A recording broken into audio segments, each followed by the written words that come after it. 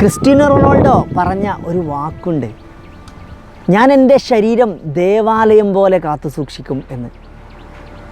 അദ്ദേഹം ഇന്നത്തെ യുവതലമുറക്ക് ഒരു വലിയ പ്രചോദനമാണ്.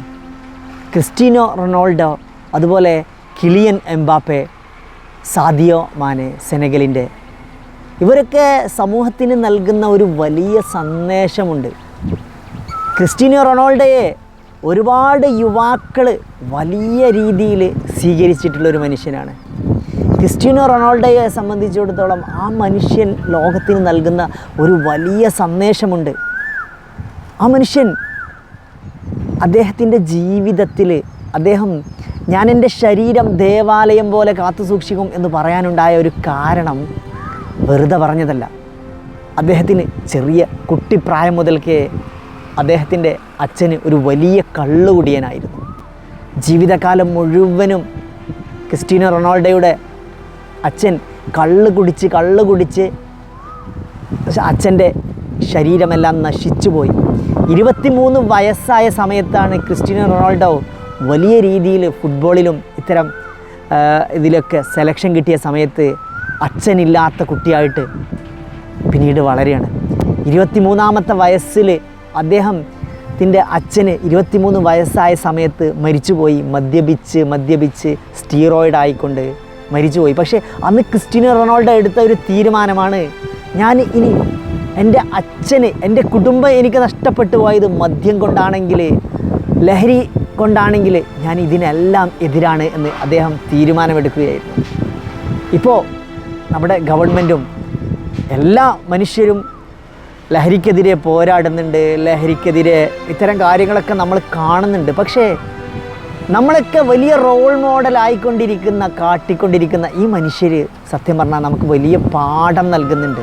പക്ഷേ നമ്മൾ ഇതൊക്കെ തിരിച്ചറിയാതെ നമ്മുടേതായ ലോകത്ത് സഞ്ചരിക്കുമ്പോഴേ ക്രിസ്റ്റ്യാനോ റൊണാൾഡോ പറഞ്ഞൊരു വാക്കുപോലുമുണ്ട്, മാറാൻ ശ്രമിക്കുന്ന ഈ ലോകത്ത്, മാറിക്കൊണ്ടിരിക്കുന്ന ലോകത്ത് നമ്മളായി മാറാനാണ് നമ്മൾ ശ്രമിക്കേണ്ടത്.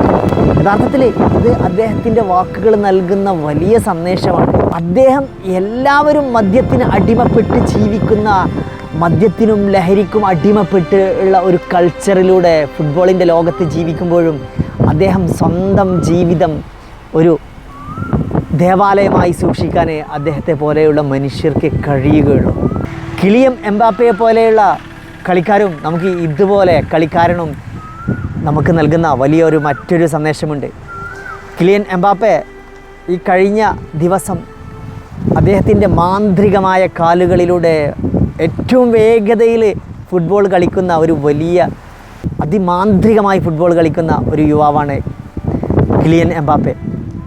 അദ്ദേഹത്തോട് പത്രക്കാർ ചോദിച്ചു, നിങ്ങൾ എന്താണ് ഒരു അഭിമുഖം തരാത്തത്?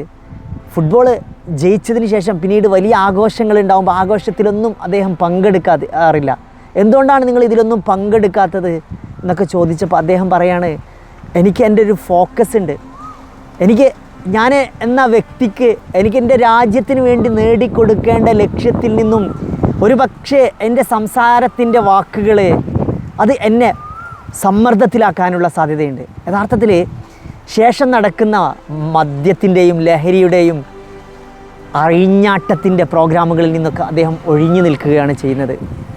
അദ്ദേഹത്തിൻ്റെ ജീവിതത്തിന്, അദ്ദേഹത്തിൻ്റെ വരുമാനത്തിൻ്റെ ഒരു വലിയ ഭാഗം അദ്ദേഹം നല്ല പ്രവർത്തനത്തിനായി മാറ്റിവെക്കുന്നു.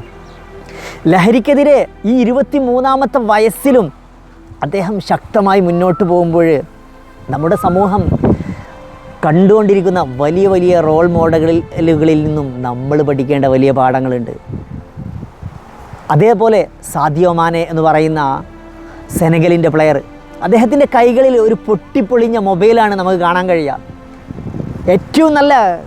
ഏറ്റവും വില കൂടിയ, ഏറ്റവും വലിയ ലക്ഷറി ആയിട്ട് ജീവിക്കാൻ പറ്റുന്ന ആ മനുഷ്യനും സ്വന്തം നാട്ടിലെ ആഫ്രിക്കയിലെ കുഗ്രാമത്തിലെ പട്ടിണി മാറ്റാനാണ് അദ്ദേഹത്തിൻ്റെ വരുമാനം കൊണ്ട് അദ്ദേഹം ചെയ്തുകൊണ്ടിരിക്കുന്നത്.